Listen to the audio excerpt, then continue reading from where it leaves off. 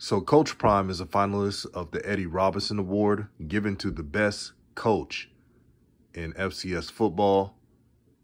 How sweet it is. How sweet it is.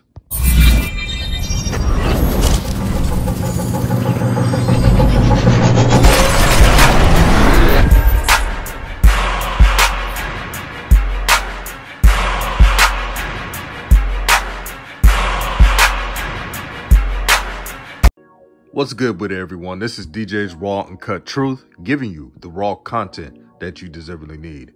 And man, I'm so excited for Coach Prime, Jackson State, for him to be a finalist of the Eddie Robinson Award.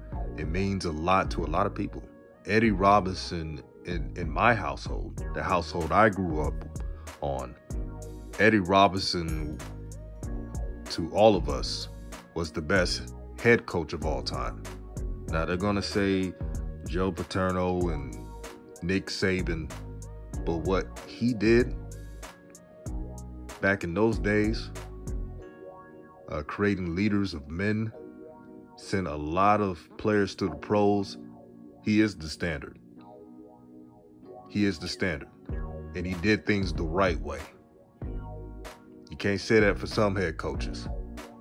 The reason why I'm not surprised that Coach Prime is a finalist of this prestigious award is that he thinks outside the box. If you look at Coach Prime's social media accounts, how he interacts with his team, excellent marketing, but it's authentic, it's real. A lot of these players that play in the NCAA play for coaches who are trying to either go to the next destination to a better job, leave them behind, and then when some adversity strikes personally in a player's life, some of these coaches can't even handle that. And then you enter in Coach Prime. Coach Prime understands these brothers. He grew up just like them. He made a name for himself from playing at Florida State University and then going to the NFL, being the best cornerback in NFL history. But all the success he has gained in his life is because he's earned it. He earned everything that was in front of him. And it's the same thing he's doing with Jackson State. I made a video a while ago telling Jackson State fans, it's a great thing that this team has haters. Because if they were losing, if they were just an afterthought, that means you're not winning enough. But now that Jackson State is 10-1, and the crazy part about Jackson State being 10-1, did you know that Jackson State has the best record in school history since 1962? That is a fact.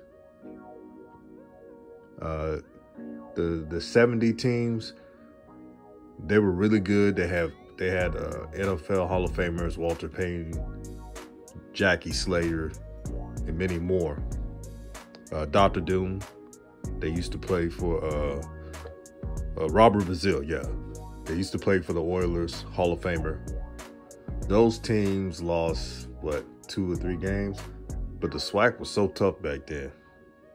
Remember, a lot of teams didn't get integrated.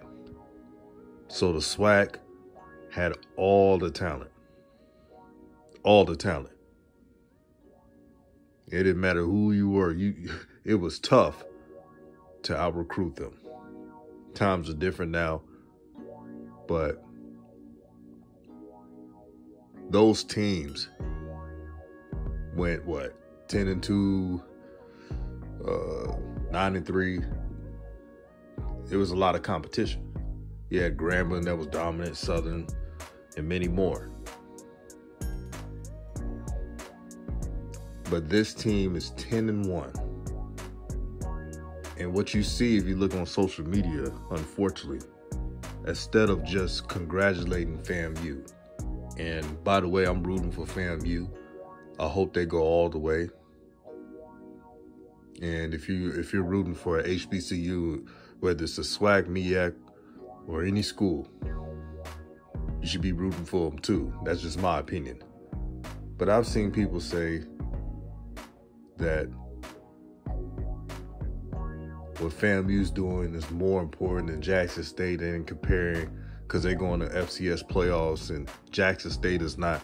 Look, let me keep it real. Jackson State, the reason why they're not in the playoffs is not because they're not good. They're ranked. The fact is,